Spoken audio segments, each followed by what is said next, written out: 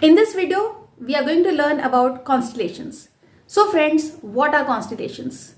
Constellation is a group of stars forming a particular pattern. It may resemble an animal, it may resemble an object, or even it may resemble a human in its shape.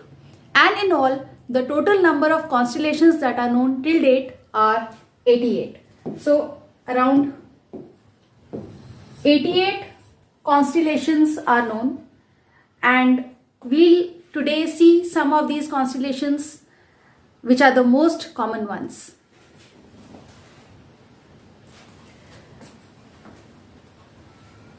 So this is the first constellation on your screen. We call it the Big Dipper, also known as the Saptarishi. It is one of the most popular constellations known. It is technically known as Ursa Major. So Big Dipper is also known as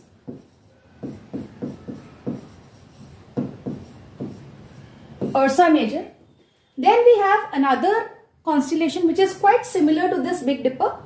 It is known as the Little Dipper, and this is also known as the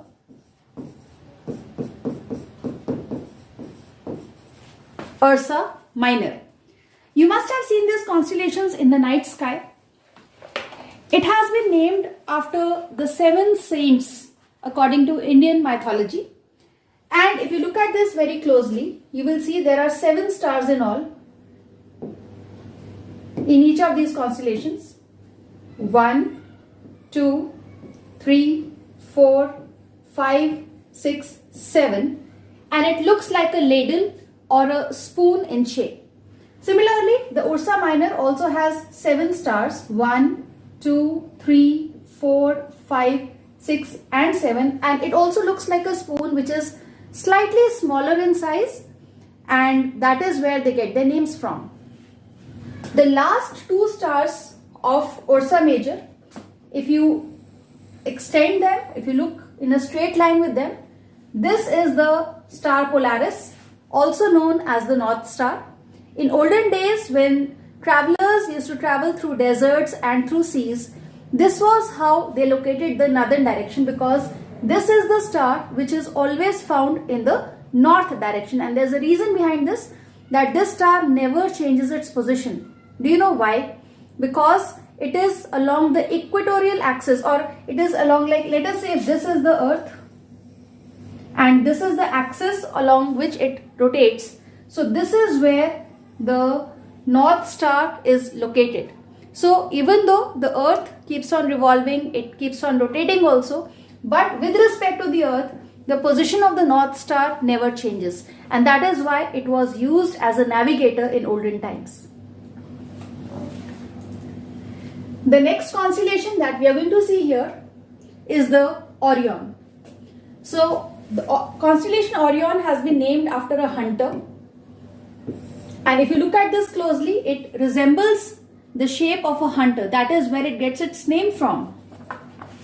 This constellation is generally seen during the winter months, and it is made up of 7 or 8 bright stars, out of which the 3 stars in the center, these 3 stars, they form the belt of the hunter. The prominent stars of this constellation are Betelgeuse, which is this one, and Rigel, which is this one. So these are the most prominent stars of the constellation Orion. The constellation Cassiopeia has been named after a queen who was said to be very, very proud and very pretty too. And it resembles the letter W in shape, or you can say an inverted M in shape. And this constellation is very clearly visible from the northern hemisphere. It's made up of like several stars, several star clusters, and 2 planetary nebulae. Nebulae means a cloud of gases.